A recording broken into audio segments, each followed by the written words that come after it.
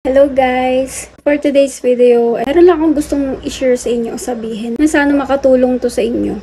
Okay. Isa ka ba? O isa ba kayo sa nakakaranas ng ganito? Siguro naman lahat ng tao talaga nakakaranas nito. Ito yung mga taong sinasabi sa inyo ng kung ano-ano na wala namang makatuturan. Alam nyo, hindi naman nakakatulong lahat ng mga pinagsasabi sa inyo o sa atin. Hayaan nyo o hayaan mo sila. Marami talagang ganyan mga klaseng tao. Hindi na talaga maiiwasan yan dito sa mundong ibabaw na to. Hayaan mo sila, kung silang pakinggan. Takpan mo na lang yung tenga mo. Or kung hindi naman kayang takpan, maging sarcastic ka na lang. Yung parang wala kang naririnig, ganon. Kung kaya mo naman, para din naman sa'yo. O para din naman sa inyo. So, yun lang. Kasi kahit naman sa atin, i-apply din natin sa atin yun. I-apply nyo din yun sa inyo. Kasi yun yung mas makakabuti. Ayan sila magmukhang tanga. Kasi alam nyo kung bakit? Nabawa, yung tuloy-tuloy sila sa mga sinasabi nila ng mga wala namang katuturan, wala namang may itulong sa inyo. Marirealize din nila yung soul eh. Yung parang, ay mukha silang tanga. Diba? Ay mukha kaming tanga. Parang ganun. Siyempre, salita sila ng salita ng mga walang katuturan. Tapos, namumukha silang tanga para silang may kausap na hangin. Walang nakakakinig sa kanila. Walang nakikinig sa mga pinagsasabi nila, diba? Na parang nakaka-discriminate na yung tao. Pabayaan nyo sila kasi alam nyo yung mga ganyang klaseng tao. May karma din yung mga ganyan. May karma talagang malaking darating sa mga ganyang klaseng tao. Although sa mga sinasabi ko hindi man naiintindihan, siguro dahil hindi nila o hindi mo o hindi ninyo pa napagdadaanan. Sa pagkakaalam ko, lahat naman ng tao nararanasan talaga yung mga ganito. Pero yun lang yung advice and tips ko sa inyo na gawin ninyo. Hayaan nyo sila, pabayaan nyo sila. Yan yung mga klaseng tao na masyadong pabida-bida.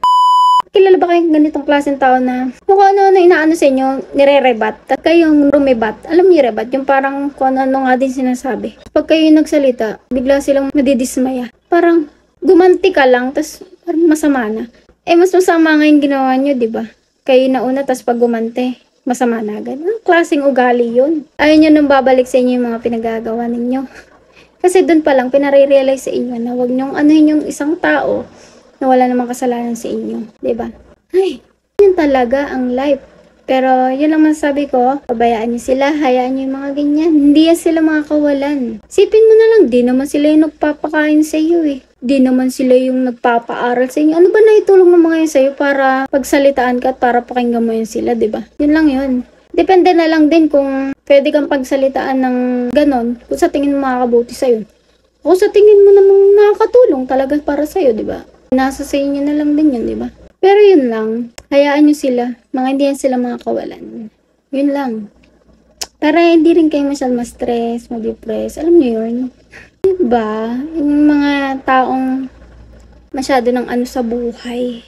Kakaawa naman kayo kung ganyan kayo, di ba? Nakakaawa yung mga ganong klaseng tao. No? Sad. Lang naman, oo, hanggang dito na lang. Sana makatulong. Kung ano man naintindihan yung sinabi ko, thank you. At kung hindi nyo na yun naintindihan, hindi ko na problema yun. Dahil hindi naman ako magsasalita ng ganito kung para hindi nyo ninyo maintindihan. Para saan pa? Diba? So, yun lang guys. That's it. This is the end of my video. Kung hindi ka pa nakafollow sa aking FB page, mag-follow ka na. And kung hindi ka pa naman nakasubscribe sa aking YT channel, mag-subscribe ka na. Libre lang yun, be. Para naman mas mag-update kayo sa aking susunod na mga videos. So, yun lang guys. Pag-inggit, wag obvious, pikit. Yun lang po. Always remember, always keep safe, and God bless everyone. Bye!